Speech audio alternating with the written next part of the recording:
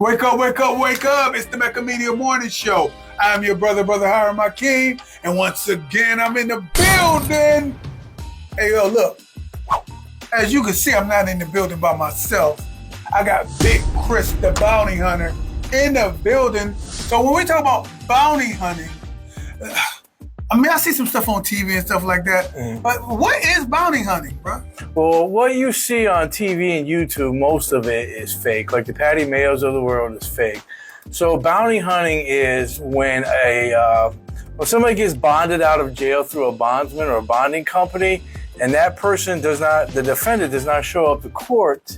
It is the bondsman's responsibility to bring that person back to justice.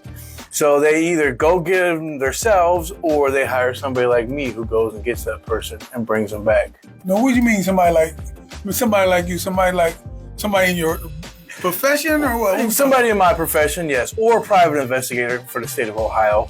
Either or can do that. I've come across doing this business, a lot of bondsmen don't go do it themselves. Maybe they don't have the wherewithal to do it and they contact somebody like me to go do it. So when we talk about bounty hunting, man, we see people kicking doors down, all types of wild stuff like that. Why are they doing that in the first place? First off, let's just go there before we get to the stories. How does that whole line of business work?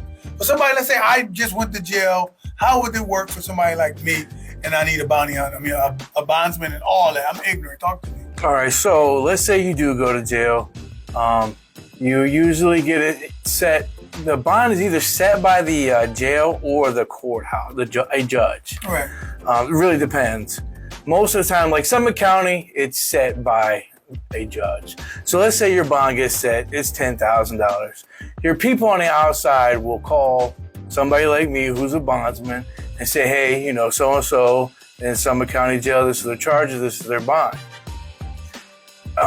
It's 10% of said bond. So let's say the bond's $10,000. We charge $1,000. However, in Summit County, if somebody has the whole $1,000 and the little fee the court charges, they can go pay that themselves. I won't take somebody's money. People come to me when they generally cannot afford the bond. I let them do a down payment and then the payment plan. But that's mine. That 10% is mine. You'll never see that money again. Whoever comes in to get you out must sign financial responsibility saying, hey, I'm going to make sure Mr. Epps here goes to all his court dates. And it's just an appearance bond. It is not a performance bond. By that meaning, all you do is show up. No matter how that portrays, you plead guilty, not guilty, no matter what the final outcome of that is, has no bearing on me. Just show up. So when we seeing bounty hunters kicking down doors and stuff like that, what are they doing?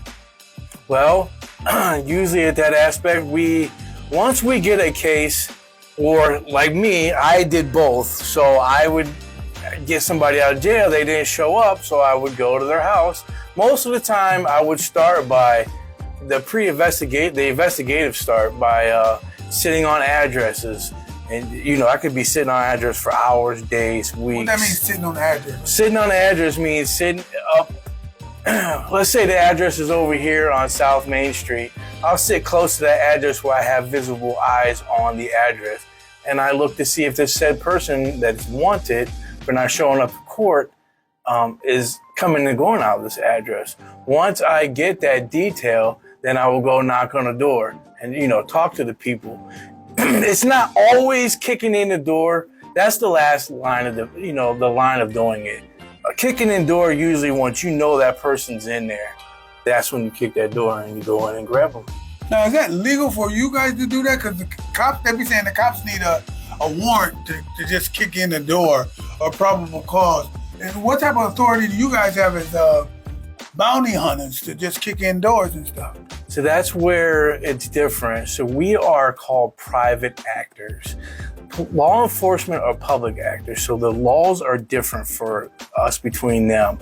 Our laws are over 100 years old that state we are allowed to go anywhere, anytime, and basically break into people's homes for any reason, as long as it's within, reason to grab somebody who's wanted on bond, who failed to appear. Because if not, that insurance company and or the bondsman loses that money.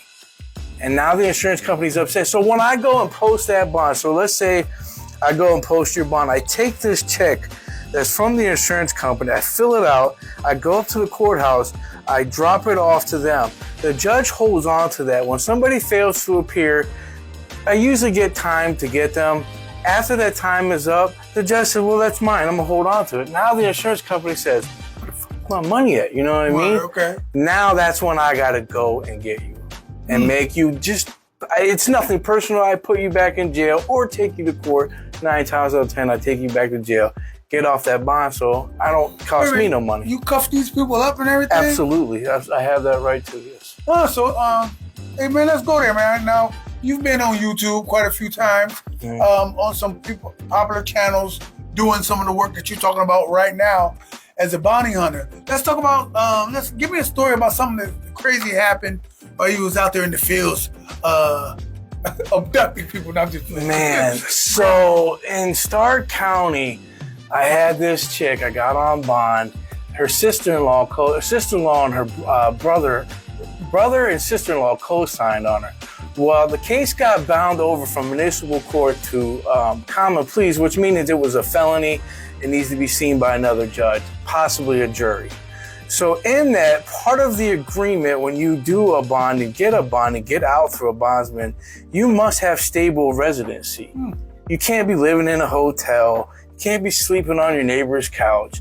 Well, I get a phone call stating that the defendant was no longer staying at her address. She got kicked out.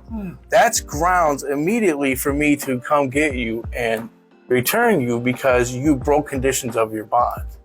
So in doing so, she drove up, the sister-in-law drove up from West Virginia, met me at her sister-in-law's house to grab her.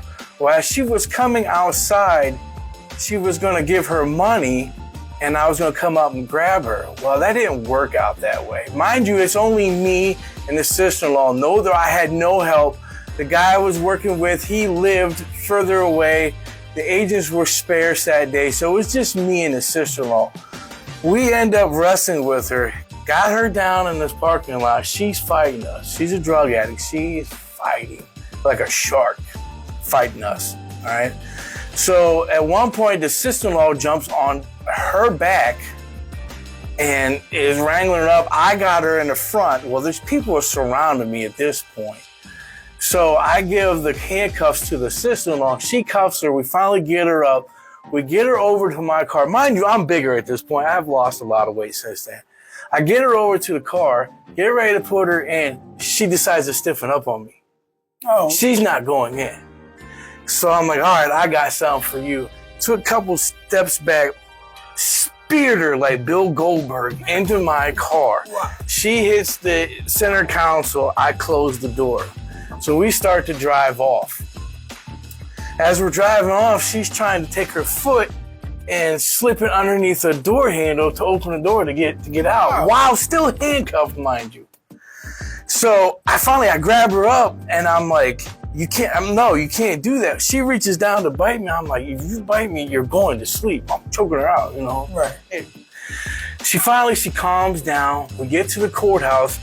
The premises of this is we were getting, she didn't have a judge yet. The case just got bounded. There was no judge assigned. Our lawyer got a judge to hear this, why we want to throw her back into jail. So that I was getting her to the courthouse. Everything was fine. I get her to the courthouse. I pull up in front of the courthouse. As I open the door to get her out, I get her out. She goes limp on me. So now I'm trying to struggle, pick her up, drag her, yes, dead weight, drag her up the steps, the courthouse steps, and get her in there for court. Now, the sheriffs are in there and they see this, they're laughing at me. I'm pissed, extremely pissed. You see this on camera, you can't help me? But anyways, we got off of that, got her upstairs, got her to in front of the judge, got off of that bond. Unfortunately, a couple months later, she was found dead, overdosed in a hotel room. Wow. Listen, you hear these stories right here, y'all. Listen, my man right here has his own YouTube channel, Big Chris the Bounty Hunter. We want you guys to go over there, subscribe. Share the videos. And hey, tell everybody what kind of stuff you're going to be doing on your YouTube channel. I'm going to be talking about the life of the bounty hunter. What, stories that I've had and stories from other bondsmen bounty hunters have.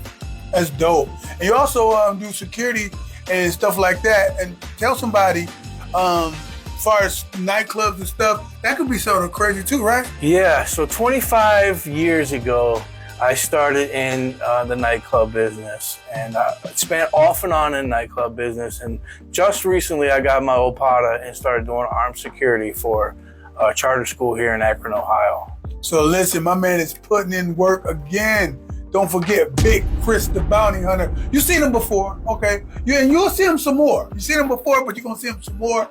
Right now, you're catching him at AkronHipHop.com. Anything you need to say before we get out of here? Yeah, I do want to reiterate on something, touch real quick. The bounty hunter term is used loosely amongst people like you and amongst other agents. The correct term in the state of Ohio, we cannot use that term because back in the day, before 2002, before you needed a license, people was going in, breaking into people's houses saying they're bounty hunters.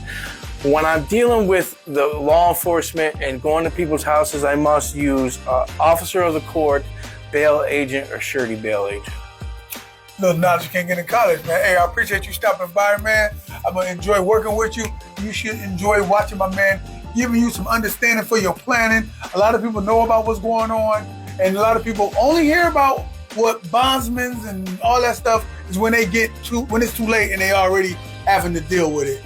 His objective is to come on here to educate the community about what the hell it really is about, what it entails. For my man, Big Chris the Bounty Hunter, I am Brother Hiram Hakeem. Until next time, have some fun and get something done, y'all. Peace.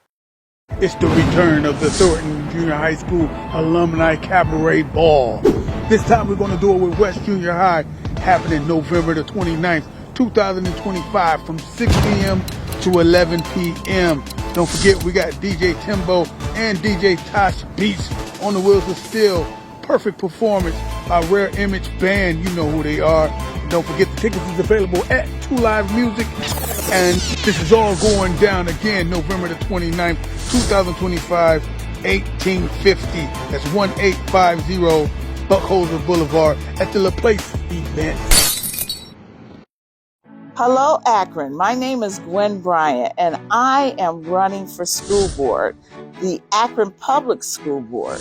And the reason I am running on November 4th is the election day is because I was a former educator in Akron Public Schools. I was an educator for over 35 years. Now I'm a national consultant where I have touched the lives of 500 districts out of 13,000 within the U.S.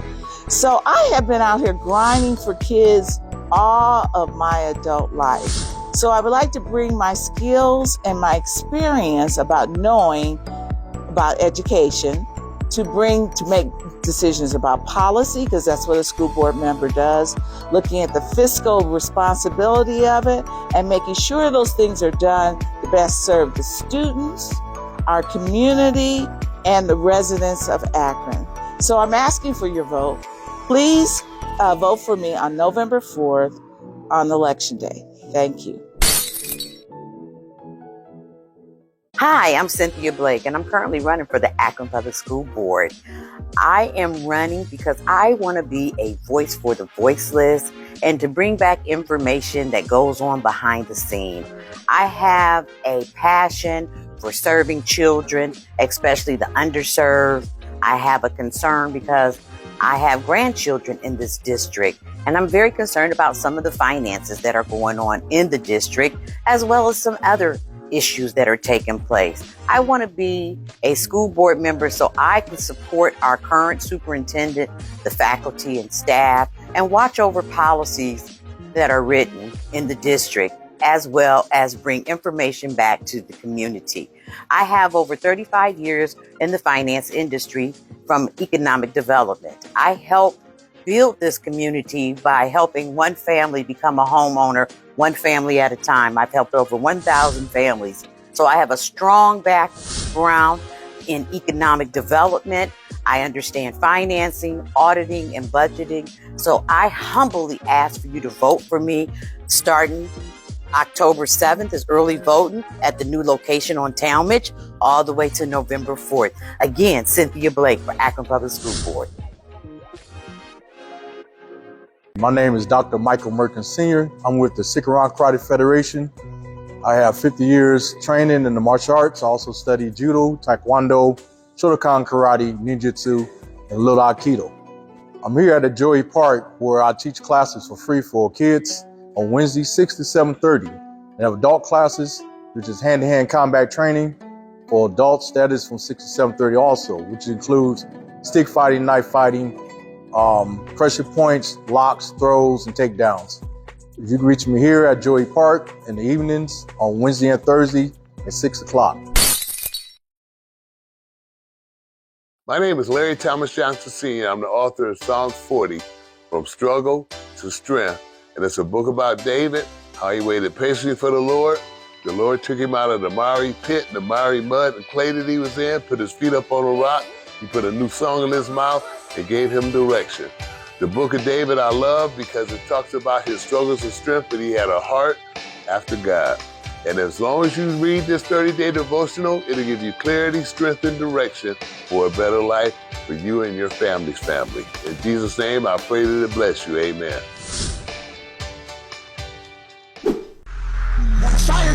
Hey, yo, check this out, your boy Benzino. Listen, I need y'all to go to that'sfiretv.com. Choose a platform to experience the hottest new app. That's Fire TV is on Roku, Amazon, Android, iPhone, Apple TV. All right? All you got to do is just lock in. It's hundreds of movies for just $0. That's right, no money at all. And it's spelled THATZ. That's FireTV.com. This has been a podcast from the Mecca Media Social Media Network.